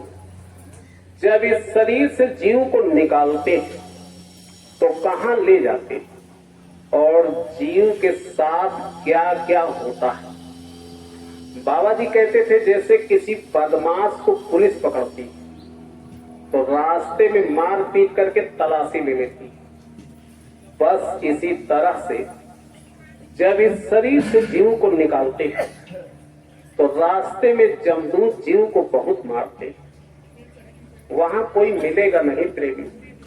कबीर साहब ने लिखा है, खटिया से भुइया करी ब्याहें, छूटी जई हैं धन धाम, कहाँ कबीर तब का करी हो, जब जम से परी है काम। क्या करोगे? जीव हाय हाय करके चिल्लाता, कहता छोड़ दो। जमदूत कहते, देख तूने अपने जीवन में ये काम अच्छा किया, इसका पुण्य तेरे पास, दे दे तो छोड़। जीव कहता नहीं। मार पीट करके जीव के सारे पुण्य रास्ते में छीन लिए जाते हैं। मालिक के दरबार में जीव नंगा खड़ा होता है। ये बात बाबा जी बताते हैं। वहां आपसे ये नहीं पूछा जाएगा कि आप किस जात के हो, किस धर्म को मानते हो, कहां से आए हो। वहां आपका कैमरा उतारा जाएगा और आपको दिखाया जाएगा। बाबा जय गुरुदेव महाराज कहते थे, अगर आपने अपने जीवन में कभी चोरी किया तो जहां किया, जिस तरह से किया है उसी तरह से उसमें छपा। ऐ सुनने वालों, जरा अपने दिल पर हाथ रख करके विचार करो, आपने अपने जीवन में कौन कौन सा कर्म किया है। ऐसे गंदे गंदे कर्म इस शरीर से बन जाते, जबान से कहने में शर्म आती। हम लोग शर्म के मारे किसी से बताते नहीं कि बड़ी बेइज्जती हो। यहाँ तो आपने छुपा लिया, जब भगवान के दरबार में आपके कर्म आपको दिखाए जाएंगे, बताओ क्या करोगे, क्या करोगे बताओ। ये आपके ऊपर अभी बीतेगा। बाबा जी कहते थे वहां कोई वकील गवाह नहीं जाता कि गवाह गवाही देगा तब आपका जुर्म माना जाएगा। अरे वहां तो छपा है उसी तरह। जब जीव देखता है तो शर्म से आंखें झुक जाती, चिल्लाता है माफ कर दो। भगवान ने आज तक ना तो किसी को माफ किया है न करेगा। भगवान क्या करता है? भगवान न्याय करता है, वो सच्चा न्याय करता है। भगवान के दरबार में कोई पक्षपात नहीं होता। माफी संतों के दरबार में मिलती। न्याय में भगवान दो चीजें देता है। कितनी चीजें? जरा आप लोग भी बताओ कितनी चीजें? कौन कौन सी? सुन लो। बाबा जी मंच से सुनाते थे, कर्म जो जो करेगा तू वही फिर भोगना भरना। अगर आपने किसी को मारा है, भगवान ने सजा सुना दिया है कि इनको ले जाओ 1,00,000 वर्ष तक नरक में काटते रहो, उल्टा लटका के जलाते रहो, आप ये नहीं कह सकते कि ये सजा ज्यादा है। अरे मनुष्य लाखों लाखों वर्ष तक जीवों को नरकों में जलाया काटा जाता। बाबा जी ने एक बार सत्संग में सुनाया था कि बड़े बड़े चक्रवर्ती बादशाह जम की जूतियां खा रहे। कब तक रहोगे बादशाह? लिखा के आए हो, आगे ये हालत होने जा रही। इसलिए महात्मा समझाते कुछ भजन कर, भजन कर लो, बचा लो। ये तो रही सजा। और जिसको आपने मारा है अगले जन्म में वो आपको मारेगा, बदला भी देना पड़ता है और सजा भी भोगनी पड़ती है। दो चीजें मिलती, दो चीजें। बाबा जी सुनाते थे, भगवान कृष्ण का अंतिम समय, नदी के किनारे बैठे थे, पैर में पद्म चमक रहा था। बैलिया दूर से देखा, सोचा कोई हिरन पानी पी रहा, उसकी आंख चमक रही, तीर चला दिया। लगा तीर, आया बहलिया, देखा तो भगवान कृष्ण पड़े कराह रहे थे। बाबा जी ने कहा था वो जहर का बुझाया हुआ तीर। बहलिया अफसोस करने लगा, कहा भगवान अनजान में गलती हो गई। भगवान कृष्ण ने कहा तुम्हारी कोई गलती नहीं। त्रेता में हम राम थे, तुम बाली थे, मैंने छुपकर बाण मारा था, आज तुमने अपना बदला ले लिया। बाबा जय गुरुदेव महाराज ने कहा था, रे मनुष्य, भगवान राम भगवान कृष्ण जैसे अवतारी महापुरुषों को जब अपने कर्मों का बदला देना पड़ा तो ये बताओ तुम्हारी क्या हंसी, क्या समझते हो? एक एक दाने का हिसाब देना पड़ता है और इसको भोगने में कितने युग कितने कल्प बीत जाएंगे, दोबारा ये शरीर नहीं मिलेगा। ये जितने पशु पक्षी जल के जीव थल के जीव देख रहे हो, इन सबको एक बार मनुष्य का शरीर मिला। मनुष्य शरीर में इन्होंने ऐसा कर्म किया, आज सब अपने अपने कर्मों की सजा भोग रहे हैं। ये भोग योनि में इनको क्या तकलीफ होती है? दो तीन बातें सुन लो। नंबर 1, इस धरती पर मनुष्य एक ऐसा प्राणी जिसको कपड़ा मिलता है। अरे आपके पास जाड़े के कपड़े अलग, गर्मी के अलग, बरसात के अलग। जब इस शरीर से निकाल कर भगवान पशु पक्षी बना देगा तो नंगे घूमना पड़ेगा। क्या जाड़ा, क्या गर्मी, क्या बरसात, सब बर्दाश्त करना पड़ेगा। आप बीमार होते हो, दवा ले लेते हो, ये जितने पशु पक्षी हैं सबको बीमारियां लगती, ये तड़प तड़प के मरते हैं, कोई दवा देता है? अरे ऐसा कर्म ना करो कि कपड़ा न मिले, बीमार हो जाओ दवा न मिले। हमने यहां तक देखा है, आपके घर सुबह भोजन बनता है, बच गया तो दोपहर को नहीं खाते हो। देखो इन कुत्तों, पेट भर रोटी नहीं पाते, कितने घर के डंडे खाते, और भूख नहीं बर्दाश्त होती तो गांव के बाहर जाके टट्टी खाते। ये सब मनुष्य थे, नहीं भगवान का भजन किया, आज पेट भर रोटी नहीं पा रहा। इतना ही नहीं, आपको अगर कोई गाली दे दे तो सीना ठोकते, इसने हमारी इज्जत बिगाड़ दी। भरे बाजार में पशु पक्षी काटे जाते, ये बेचारे किस अदालत में फरियाद करें बताओ? है इनकी कोई सुनने वाला? ये सब मनुष्य थे, नहीं भजन किया, नहीं महात्माओं के पास गए, आज बाजार में काटे जाते। हे मनुष्य, अभी आपके पास समय है, कुछ कर लो। कबीर साहब ने लिखा है, बड़े घरन की नारियां सत्संग सुनन न जाए, तेहि कारण कुतिया बनी घर घर डंडा खाए। आज शर्म लगती है भजन करने, इसलिए महात्मा हाथ जोड़ते हैं कि भजन करो, भजन करो। अरे महात्माओं के सिवा जीव का कोई साथी नहीं है।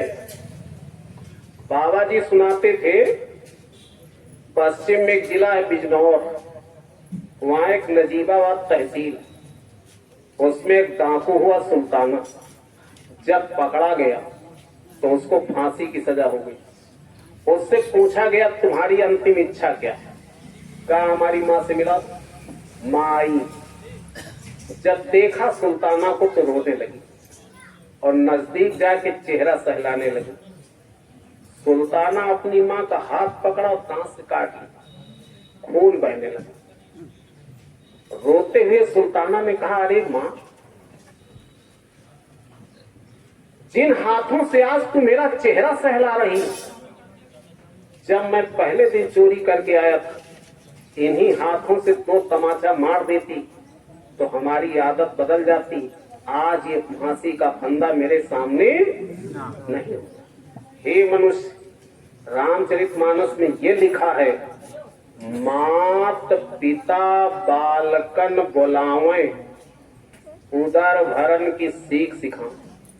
माँ बाप भी बच्चे को बुला के पेट भरने की विद्या सिखाए। बच्चा पढ़ लो, डॉक्टर बन जाओ, इंजीनियर बन जाओ, ये शिक्षा हम सब लोग अपने बच्चों को देते। क्षमा करना, क्या आप कभी अपने बच्चे से ये भी कहते हो कि बच्चा 10 मिनट बैठ के भगवान का भजन करो? ये आप नहीं कहते। और जब आदमी की मौत होती, लाश उठाई जाती, तब आप जोर जोर चिल्लाते हो, राम नाम। अरे जब मौत हो जाएगी तब चिल्लाओगे राम नाम सत्य है तो कुछ मिलेगा? अगर मुर्दा को समझाया जाए कि भगवान का नाम सत्य है तो कुछ पाएगा? ये धोखे का संसार है। ये सही बात मरने के बाद बताता है। संत जीव के हितकारी होते हैं, इसलिए जितने संत आए अपने अपने समय में, संतों ने मानो इंसानों से प्रार्थना किया कि अपने जीव के लिए भी कुछ कर। आए थे हरि भजन को, ओटन लगे कपास, और कैसे जीवन में उगाए हास और प्रकाश। भजन को छोड़ करके आप सोचते हो कि हमको सुख, हास माने खुशी और प्रकाश माने ज्ञान। बिना भजन के न सुख मिलेगा और न ज्ञान मिलेगा। इसलिए महात्माओं ने कहा था भजन। रामचरितमानस में ये लिखा है, शंकर जी एक बार एक आसन पर ऐसे बैठ गए, बीते संवत सहस्र 87 तपी समाधि संभव विनाश। जागे, माँ पार्वती ने पूछा, भोलेनाथ इतने दिन तपस्या किया, कुछ मिला? कहा हाँ, कहूँ उमा मैं अनुभव अपना, सत हरि भजन जगत सब सपना। कहा भगवान का भजन सत्य है, बाकी तो सब झूठ। अगर आप भगवान शंकर को मानते तो उन्हीं की बात मानो। यही बात राम ने कहा, कृष्ण ने कहा, सबने ये बात कहा। यही बात हमारे गुरु महाराज कहते थे, भगवान का भजन करो। अब आप सुनो कि भगवान मिलता कैसे, भगवान की पूजा कैसे होती है, गुरु की क्या जरूरत है, बिना गुरु के भगवान क्यों नहीं मिलेगा। वैसे बड़े बड़े विद्वान एक तर्क देते। द्रोणाचार्य के पास एकलव्य गया, कहा हमको धनुष विद्या सिखा। द्रोणाचार्य ने कहा नहीं सिखाएंगे। आया, द्रोणाचार्य की मूर्ति बना करके अभ्यास किया, इस धरती का सबसे बड़ा धनुर्धर हुआ। बस इसी तरह से भगवान की मूर्ति बनाकर सच्चे भाव से सच्ची निष्ठा से पूजा करेंगे, भगवान मिल जाएगा। और यही काम इस दुनिया में हो रहा। आप दुनिया के किसी तीर्थ में चले जाओ, वहां किसी न किसी महापुरुष की मूर्ति ही तो है, और क्या है बताओ। आप नवरात्रि पूजा करते हो, मूर्ति ही तो रखते हो। मंदिर बनवाते हो, मूर्ति ही तो रखते हो। नहीं मंदिर बनवा पाते, घर में फोटो लगा देते हो। आप इसी में फंस गए। बड़ा सटीक उदाहरण लोग देते कि मूर्ति बना करके सच्ची निष्ठा से पूजा करेंगे, भगवान मिल जाएगा। लेकिन संतों ने कभी धोखा नहीं दिया, संतों ने बताया सब कुछ। इस धरती के कुछ ऐसे काम हैं जिनमें गुरु की जरूरत नहीं पड़ती। कौन कौन से काम? रागी, बागी, रतन पारखी, नारी और न्याय, इनके गुरु होते नहीं। उपजय अंग सुहाए। ये जितना दुनिया का राग आप देख रहे हैं, सुई से लेकर हवाई जहाज तक, इसके गुरु नहीं होते। जिसने हवाई जहाज बनाया उसका कोई गुरु नहीं था, जिसने मोबाइल बनाया उसका कोई गुरु नहीं था। इनके आविष्कार हुए हैं, रिसर्च हुए। लेकिन संतों ने ये भी कहा, गुरु बिन भाव निधि तरय न कोई, हरि विरंश शंकर शंभु। सवाल है बिना गुरु के भगवान क्यों नहीं मिलता? इसको थोड़ा मेरी तरफ देखो। दोनों आंखों के पीछे जीव बैठा है, जीव के बाईं तरफ काल बैठा है। इस धरती पर जितने जीव हैं सबकी डोरी काल के हाथ में, और जैसे काल नचाएगा जीव को ऐसे नाचना पड़ता है। सब ही नचावे राम गोसाई। हे मनुष्य, जीव की क्या ताकत है कि भगवान को पालेगा? कोई खेल तमाशा है। रामचरितमानस में लिखा है, जिस समय भगवान राम पंचवटी में सीता जी के साथ बैठे थे, सोने का हिरण बन करके मारीच आया। सीता जी ने कहा, यह मृग कर अति सुंदर छाल। कहा इसकी बड़ी सुंदर छाल। भगवान राम ने समझाया, नहीं मानी तो धनुष बाण लेकर के पीछे गए, और इधर सीता हार हो गई। तो रामायण में ये लिखा, ना श्रूयते ना दृष्टि पूर्वा ना निर्मिता काम हेनु कुरंगी। उससे पहले इस धरती पर सोने का हिरण न कभी सुना गया, न देखा गया, न बना।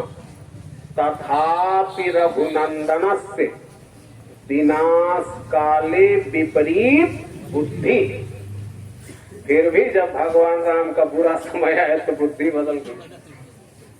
रामायण में ये लिखा है कि काल दंड दय काहु न मारा, हरय तेज बल बुद्धि विचारा। भगवान जब मारना चाहता तो सबसे पहले आदमी का तेज बल बुद्धि विचार को हर लेता है। बस आपके दिमाग में वही चीज आ जाती है। क्या करोगे बताओ? डोरी तो उसके हाथ में है, जैसे नचाएगा वैसे नाचना पड़ेगा। जब भगवान राम की बुद्धि बदल गई तो हमारी आपकी, अरे हम आप कहाँ गिर जाएं, कब गिर जाएं, इसका कोई ठिकाना नहीं। जब इस धरती पर संत आपको मिलेंगे, संत जब नाम दान देते हैं तो शब्द रूप में जीवात्मा के पास बैठ जाते हैं। शब्द स्वरूपी संग हैं, कभी न होते। बाबा जी ने कहा था, जितना तुमको तुम्हारे माता पिता नहीं मानते उससे लाखों गुना ज्यादा मैं तुमको मानता हूँ। जब संत नाम दान देते तो शब्द रूप में जीवात्मा के पास हमेशा रहते। जहां संत रहते वहां कभी जमदूत नहीं जाते। लिख लेना इसको। कबीर नाम के मिले जल शरीर हो जात, आवत नाही जाल में काल खड़ा पछता। अगर संतों से नाम मिल गया तो आपके पास जमदूत आ नहीं सकते। जब उस जीव का समय पूरा होता है तो सदगुरु स्वयं उसको ले जाते हैं। यही लिखा है, आया है सो जाएगा राजा रंग फकीर, एक सिंहासन चढ़ चला एक बांधा जाए जमीन। रामचरितमानस में लिखा है, मनुष्य शरीर पाने के बाद अगर आपने संतों का दर्शन नहीं किया तो इससे बेहतर आप जन्म से अंधे रहते। ऐसा लिखा है, नैनन संत दरस नहीं देखा, लोचन मोर पंख कर लेखा। जिन हरि कथा सुनी नहीं काना, श्रवण रंध्र अहिभवन समान। अगर इन कानों से संतों से सत्संग नहीं सुना, नाम नहीं सुना, तो ये समझ लेना कि आपके कान सांप का बिल है। अब इससे कड़ा महात्मा क्या लिखे बताओ। कबीर साहब ने लिखा कि नाम लिया तिन सब लिया, सकल वेद का भेद, और बिना नाम नर के पड़ा पढ़ी पढ़ चारों वेद। कुछ भी कर डालो। तो संत जब नाम दान देते तो सब रूप में बैठ जाते हैं। जीवात्मा की डोरी जो काल के हाथ में, उसको काट देते और अपने हाथ में ले लेते। हाथ में तब महात्माओं ने कहा था कि शीश दिए सतगुरु मिले तो ही सस्ता जा। मीराबाई छत्राणी थी, उनके गुरु रविदास छोटी जाति के थे, और जब रविदास गुरु मिले और भजन किया तो मीराबाई ने जहर पी लिया है, लेकिन गुरु को नहीं छोड़ा। जहर पी। अरे आज तो जात पात का उतना बाउंडर नहीं, उस समय तो जाति पाति के बड़े झगड़े थे, लेकिन गुरु को नहीं छोड़ा। राम तजु पे गुरु न विसारू, गुरु के सम हरि को न निहारू। तो जब सदगुरु मिलते हैं तो ये काम करते हैं, तब बताते हैं कि भगवान की पूजा कैसे होती है। अब आप किसको सुनते हैं? दोनों आंखों के पीछे जीव बैठा है। यहां से नीचे आपके शरीर में 9 दरवाजा है। 2 आंख, 2 कान, नाक, मुंह, टट्टी, पेशाब का रास्ता सबके पास।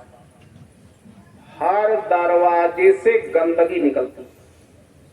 एक बात लिख लेना, गंदगी में कभी भगवान नहीं मिलता।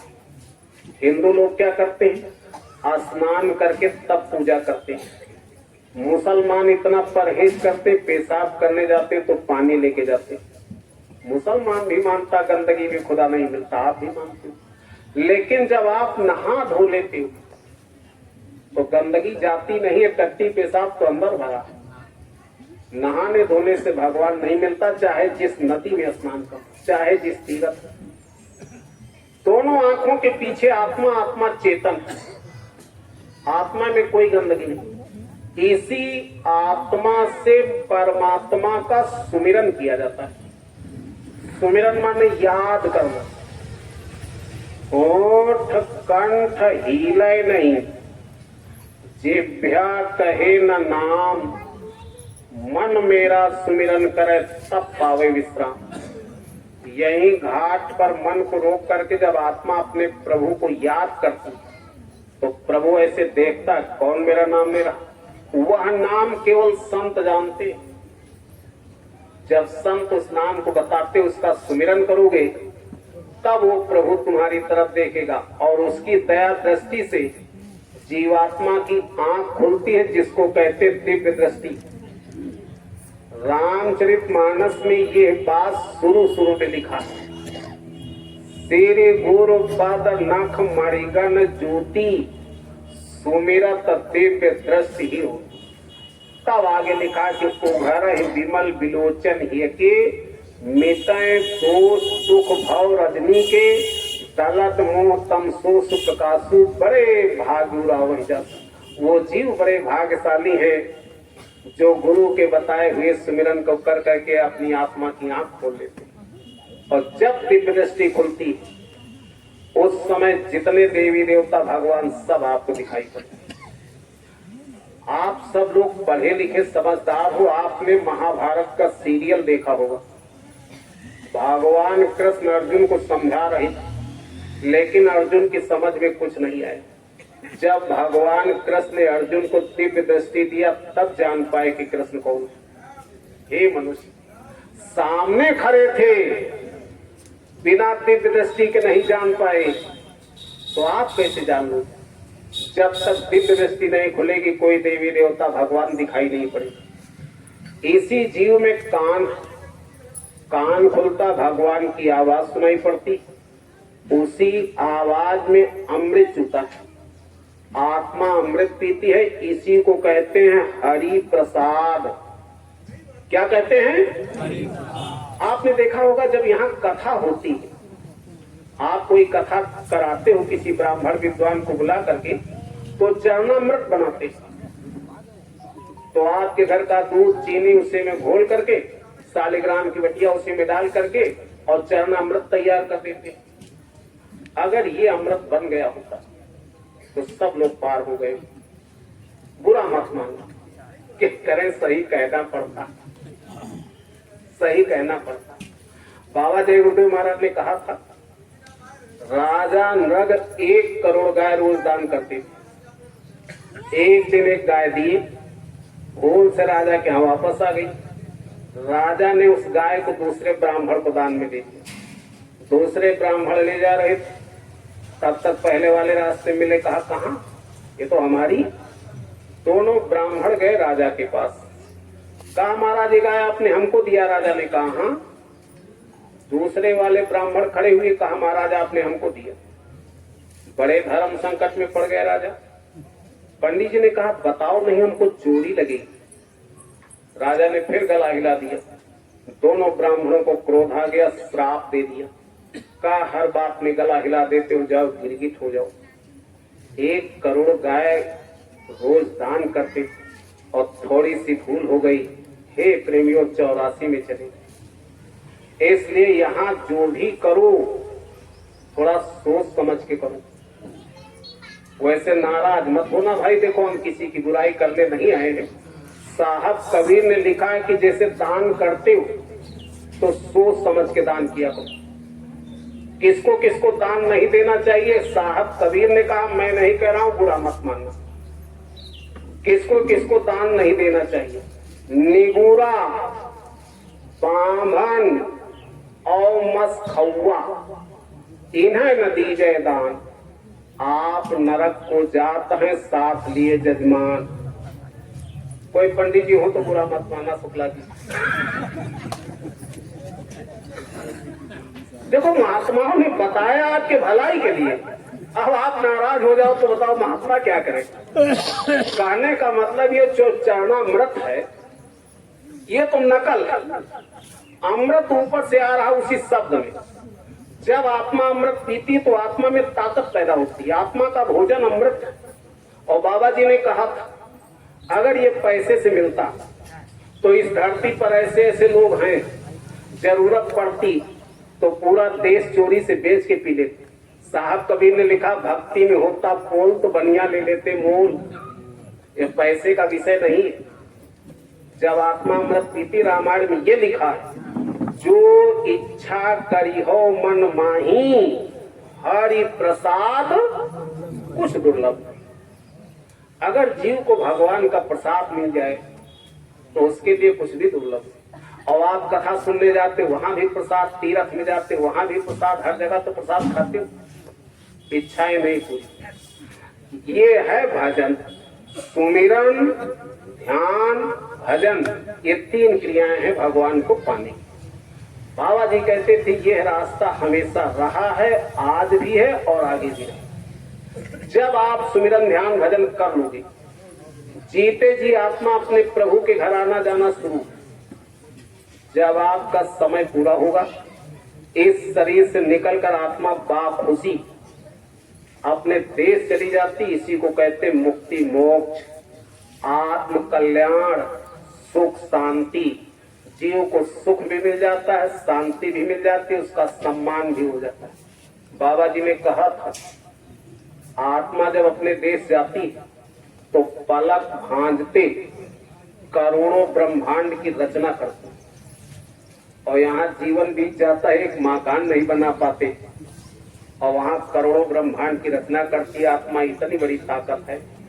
यहाँ क्या होगा, उसका शरीर जहां दफनाया जाता है, हिंदू भाई उसको समाधि कहते और मुसलमान उसको मजार कहते।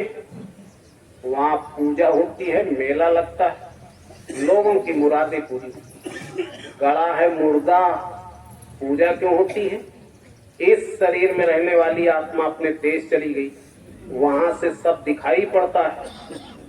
जब देखती है आत्मा की समाधि पर लोग पूजा करते हैं तो दया कर देती वहीं से, और उनकी मनोकामना पूरी हो जाती है। मनुष्य, अगर आपने सुमिरन ध्यान भजन कर लिया तो मौत के बाद जहां गाड़े जाओगे वहां भी लोग सर झुकाएंगे, पूजा करेंगे। पूजा होगी जिस पूजा के लिए आप दुनिया का बवाल रचते हो, ये रास्ता संत जानते। और अगर आपने इस काम को नहीं किया, सारी धरती के बादशाह बन जाओ, मरने के बाद जहां गाड़े जाओगे, हिंदू भाई उसको शमशान कहते, मुसलमान कब्रिस्तान कहते, वहां से परहेज किया जाएगा। अगर भूत बन करके घर आ गए, परिवार में किसी को लग गए, तो आपका बेटा जाएगा झाड़ फूंक करने वाले के पास, इतना कड़ा बंधन करा देगा, रह नहीं सकते, बदतमीजी करोगे तुम्हारी पिटाई करवाएगा। ये बताओ, जब आपके बच्चे आपकी इज्जत नहीं करेंगे तो दुनिया से क्या उम्मीद करते हो? हे मनुष्य, अगर सुख चाहते हो, सम्मान चाहते हो, शांति चाहते हो, तो इसका रास्ता है सुमिरन ध्यान भजन, और यह रास्ता संतों से मिलता है। बाबा जय गुरुदेव महाराज जाते जाते एक आदेश देकर गए, गांव गांव सेवक उपसेवक बना देना, अध्यक्ष उपाध्यक्ष बना देना, भजन की टोलियां बना देना, भजन करो और कराओ। आगे जो खराब समय आ रहा है, भगवान के भजन से काट सकते हो, बाकी तुम्हारे सभी संसाधन फेल। इसलिए आप लोगों से प्रार्थना है कि आज से सब लोग संकल्प लेकर के जाओ, 1 घंटा सुबह 1 घंटा शाम सब लोग सुमिरन ध्यान भजन करें। पूज्य महाराज जी ने ये कहा है, नियम बना लो, पहले भगवान का भजन करेंगे, बाद में भोजन करेंगे, तो यहाँ भी सुखी रहोगे और वहां। इसलिए सब लोग भजन। अगर रास्ता नहीं मिला तो बाबा जी के उत्तराधिकारी पूज्य महाराज जी ये भेद बताते हैं, ना चेला बनना है ना दक्षिणा देना है, सुन करके समझ करके सुबह शाम करना। जब आप करोगे तो अनुभव होगा, आपके अनुभव में आए सही है तो करना, और ये लगे गलत तो मत करना। फिर क्या करना? किसी सच्चे संत को ढूंढ लेना और उनसे रास्ता लेकर के भजन कर लेना, जो आपका कल्याण कर दे उसी से करा लेना। महात्मा कभी किसी की निंदा बुराई नहीं करते, ये बात बाबा जी कहते। और आपको क्या करना पड़ेगा? बाबा जी कहते थे, जिसके देश में रहो उसके नियम का पालन करो, तब आप खुशहाल रहोगे। और नियम के खिलाफ काम करोगे तो जिसका देश वो आपको सजा देगा। देखो, ये काल माया का देश है और भगवान ने आपको मनुष्य बनाया, इसलिए सब लोग मनुष्य बनकर रहो। इसी को कहते हैं मानव धर्म, मानवता परमार्थ की जमीन। तो ये मानवता क्या है, इसी को सुन लो, इसके बाद बंद। नंबर 1, अपना काम मेहनत ईमानदारी से करना। जब अपना काम मेहनत ईमानदारी से करोगे तो आपको 3 चीजें मिलेंगी। नंबर 1, बरकत। नंबर 2, तुम्हारा खानदान फलेगा फूलेगा। नंबर 3, मेहनत ईमानदारी की कमाई खाकर भगवान की पूजा करोगे, तब भगवान आपकी पूजा को सुनेगा। जब आप चोरी बेईमानी धोखे से किसी का ले लेते, जिसका लेते हो उसको कष्ट होता है, उसकी आह उसी में लग जाती है। वह धन जब आपके घर आएगा तो लड़ाई झगड़ा पैदा कर देगा। लड़ाई झगड़ा से बच गए तो बीमारी लग जाएगी। बीमारी और लड़ाई, इनमें जीवन निरर्थक चला जाता है। बाबा जी ने कहा था, आगे बीमारी और लड़ाई के आंधी चले, आंधी चले। भाग्यशाली वह है जो बीमारी और लड़ाई से बच जाए बहादुर वह है जो भजन करे। ये बात बाबा जी ने कहा। तो नंबर 1 अपना काम मेहनत ईमानदारी से करो। नंबर 2 मांस मछली अंडा शराब इसका सेवन कभी मत करना। जाने अनजाने अगर गलती हो गई तो बाबा जी ये बात कहते थे कि आज से छोड़ दो तो आपको नरक 84 से बचा लिया जाएगा। नहीं मानोगे तो दूना सजा। जाते जाते बाबा जी ने आदेश दिया था कि जैकेट पहन करके शाकाहारी का प्रचार करते रहना, इससे तुम्हारा परमार्थ बन जाएगा। पूज्य महाराज जी ने कहा गांव गोद लेकर के गुरु महाराज का संदेश सबको बता दो, नहीं कलंकित हो जाओगे। अपने अपने घरों में एक एक गोलक रखो, उसमें एक एक रुपया डालना, उससे धर्म का प्रचार हो। ये दरबार का आदेश। नंबर 3 इस धरती पर जितने स्त्री पुरुष बच्चे बच्चियां सबका शरीर एक ही मसाले से बना है, बनाने वाला कारीगर एक। इसलिए आप लोग कभी जात पात के झगड़े में मत पड़ो। बाबा जी ने ये बात कहा है कि आगे जाति धर्म के ऐसे ऐसे झगड़े होंगे, मुल्क के मुल्क खत्म हो जाए।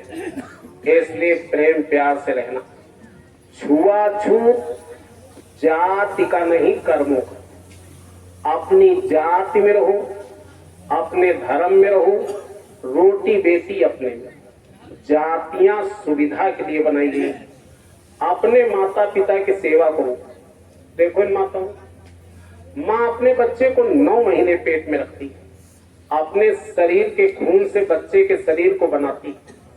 मान लो माँ रोटी खा रही और खाते समय बच्चा टट्टी कर दे तो सामने की थाली हटा करके माँ बच्चे की टट्टी साफ करती।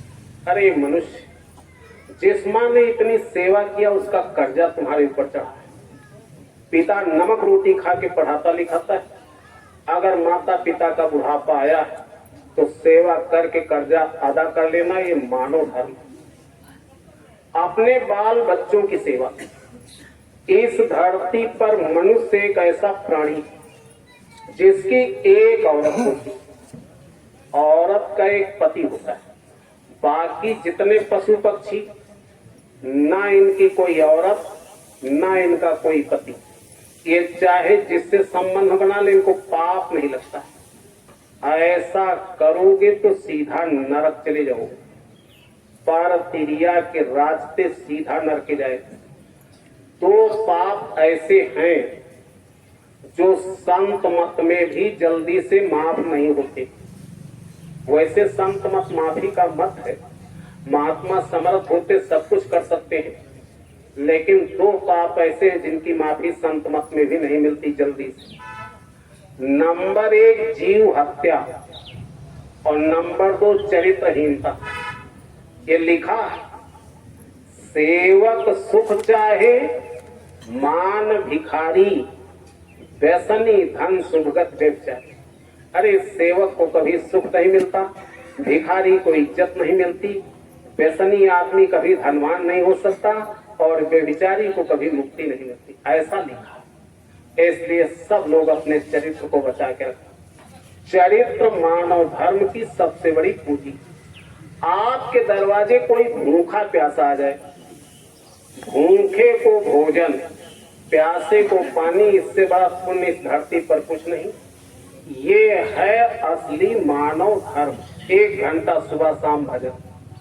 पूज्य महाराज जी इसको एक लाइन में सुनाते, सत्य दया आदर प्रेम सेवा परोपकार आदि मानव गुणों को अपना कर भगवान का भजन करके अपनी आत्मा का कल्याण करा लेना, ये असली मानव धर्म है। और यह संदेश संतों के दरबार में होता है। इसलिए आते जाते रहो।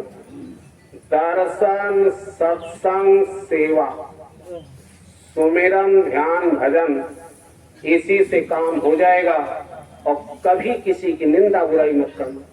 देखो पूज्य महाराज जी का काफिला जौनपुर की धरती पर चल रहा है, तो हम आपसे निवेदन करेंगे कि समय निकाल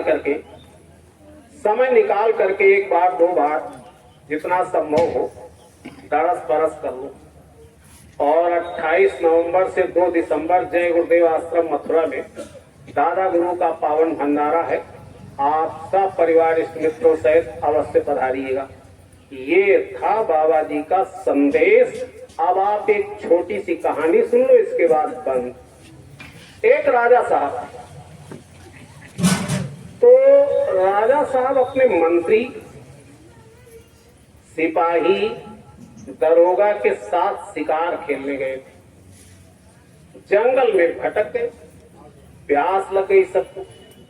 तो राजा साहब ने सिपाही से कहा देखो यहाँ कहीं पानी मिल जाए तो प्यास लगी। सिपाही ने घोड़ा बढ़ाया, पगडंडी थी।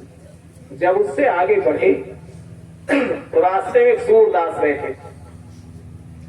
कायम ने यहाँ कहीं पानी मिलेगा? सूरदास ने कहा हाँ सिपाही, आगे स्वच्छ जलाशय है, चले जाओ, यही रास्ता पकड़े, वहां पानी पी लेना। राजा प्यासे ज्यादा थे तो दरोगा से कहा तुम भी पता लगाओ। राजा घोड़ा बढ़ाए, वही पगडंडी पकड़ के गए तो सूरदास मिले। तो कहा है सूरदास, यहाँ कहीं पानी मिलेगा? कहा हाँ दरोगा, यही रास्ता पकड़ के चले जाओ, आगे स्वच्छ जलाशय है। सिपाही साहब गए। राजा को प्यास ज्यादा लगी थी तो मंत्री से कहा कि जरा तुम भी पता लगाओ। मंत्री घोड़ा बढ़ाए तो रास्ते में सूरदास बैठे। कहा अरे सूरदास जी, हमको प्यास लगी, क्या यहाँ कहीं पानी मिल जाएगा?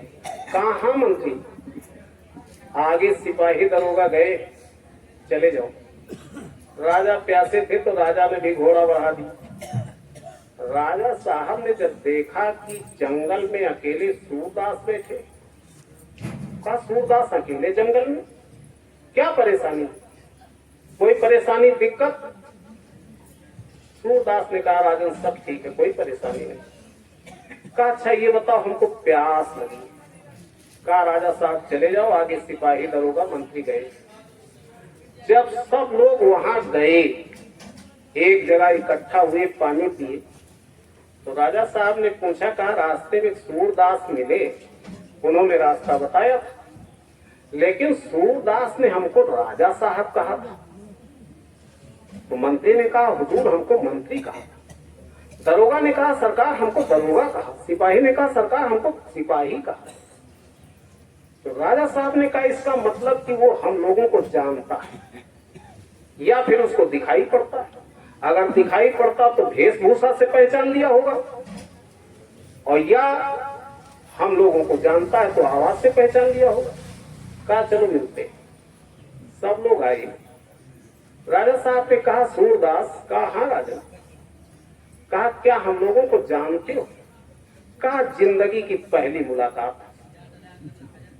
तो कहा क्या तुमको दिखाई पड़ता है? कहा मैं जन्म का अंधा।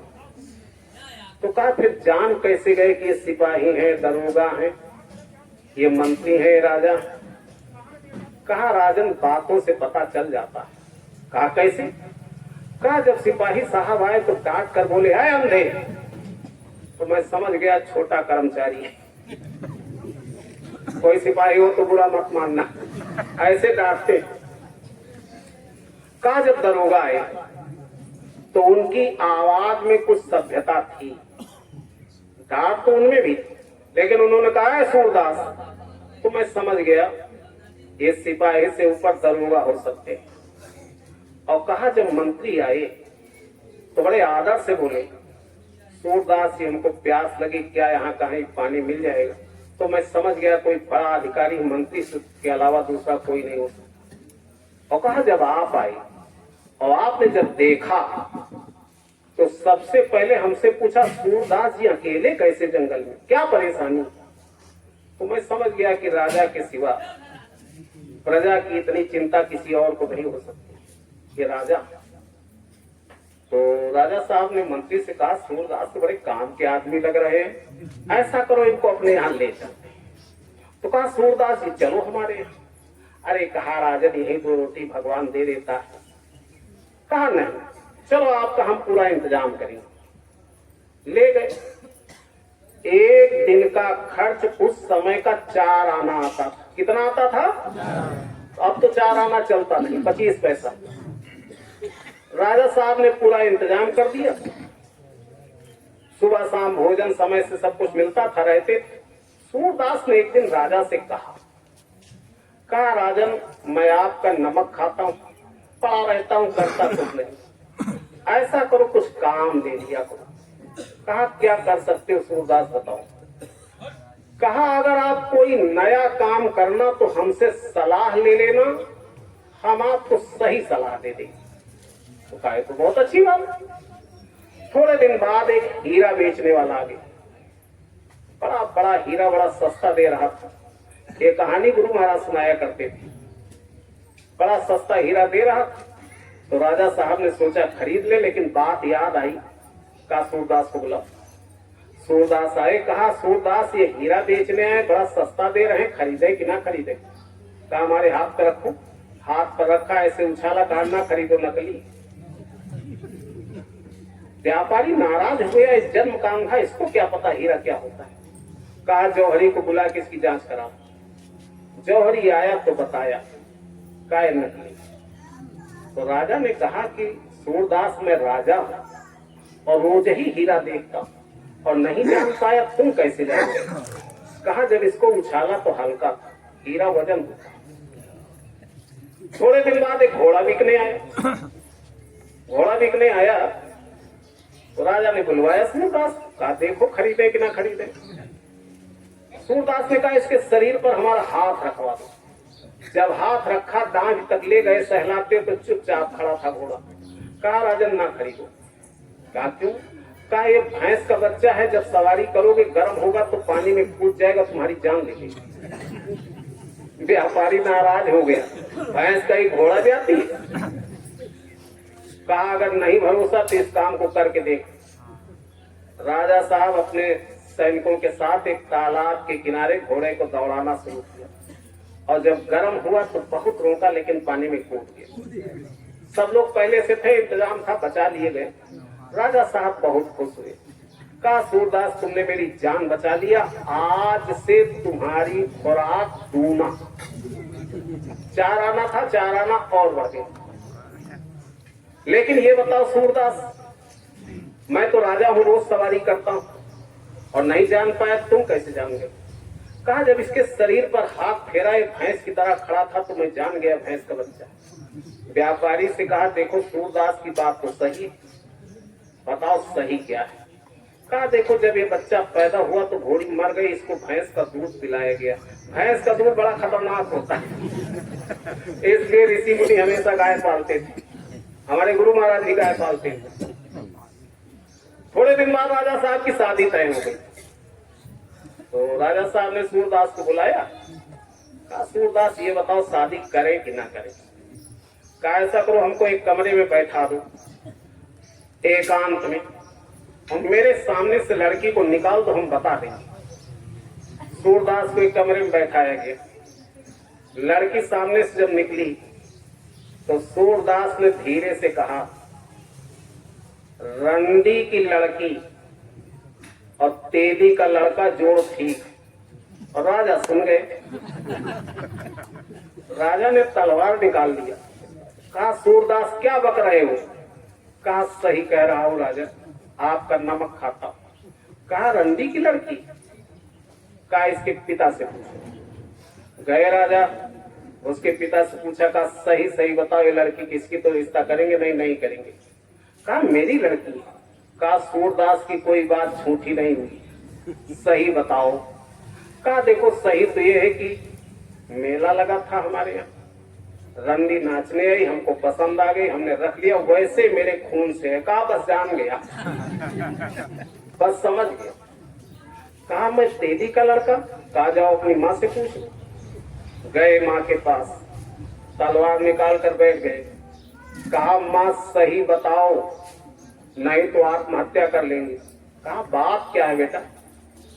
कहा ये बताओ मैं बेटा किसका हूं? कहा तुम राजा के लड़के हो? का सूरदास ने कहा, तेली के लड़के सही बताओ नहीं तो आत्महत्या कर लो। तब उनकी माँ ने कहा, बेटा सही तो ये है कि सूरदास की बात सही, आज तक मुझको कोई संतान पैदा नहीं। इसकी चिंता राजा साहब को भी और हमको भी। पड़ोस में एक सेठानी रहती, जब तुम गर्भ में आए तो हमने भी ढकोसला बना दिया और जिस रात तुम पैदा हुए ढिंढोरा पीट दिया गया और सेठानी के यहाँ से तुमको लिवा लाया गया। ये काम इसलिए किया गया था कि राजगद्दी चलती रहे। कहा बस माँ जी जान गए सूरदास के पास, गिरे चरणों पर। कहा सूरदास मेरी उम्र इतनी आ गई, आज तक मैं नहीं जान पाया कि मैं बेटा किसका हूं। ये बताओ तुम कैसे जान गए? तब सूरदास ने दोहा सुनाया। कहा ताल तोल के हीरा परखूं, राजा परखूं बानी, नाभि भी पकड़ कर घोड़ा परखूं, चाल ढाल से रानी। कहा अरे राजा मैं तुमको उसी दिन जान गया तुम तेली के लड़के हो। अरे जिस दिन हमने तुम्हारी जान बचाया था तुमने 4 आना बढ़ाए, कोई छत्री होता तो आधा राज पार दे देता, कोई छत्री होता तो आधा राज पार दे देता। और कहा जब लड़की मेरे सामने से निकाली गई तो लड़की के पैरों में थिरकन थी, मैं समझ गया किसी वेश्या की लड़की। देखो औरतों में कुछ गुण होते हैं, आति बोलन, आति चालन, आति भोजन, ये नारी के अवगुण होते हैं और घोड़ा के गुण होते हैं। ज्यादा तेज चलना, ज्यादा भोजन करना, ज्यादा बात करना, ये नारी के अवगुण माने गए। सूरदास ने कहा कि मैं उसी दिन जान गया जिस दिन तुमने 4 आना बढ़ाया। कोई छत्री होता तो आधा राज पार दे देता। बाबा जी ने इसको सुनाते हुए कहा अरे मनुष्य, एक जन्म का अंधा इतना बड़ा अनुभव। अब आप देख रहे हो कि राजा जा रहा, अमीर जा रहा, गरीब जा रहा, तो क्या लिखा करके आया? अरे एक दिन तो आपको भी जाना है। इसलिए हे प्रेमियों भजन भजन। गुरु महाराज ने कहा था आते जाते रहो, दर्शन सत्संग सेवा सुमिरन ध्यान भजन, इसी से काम हो जाएगा। और कभी किसी की निंदा बुराई ना करना। बोलो जय बाबा जी का कहना है, हाथ जोड़कर विनय हमारी, बाबा जी की अर्जी है, आगे आपकी मर्जी है। जय गुरुदेव। देखो अपने बीच अपने ब्लॉक के जिम्मेदार हरकेश भाई विराजमान है। हम निवेदन करेंगे, हम अपने आशीर्वचन रखते हुए कार्यक्रम का समापन करेंगे। हमसे कोई भूल चूक हुई हो तो क्षमा करना। जय गुरुदेव।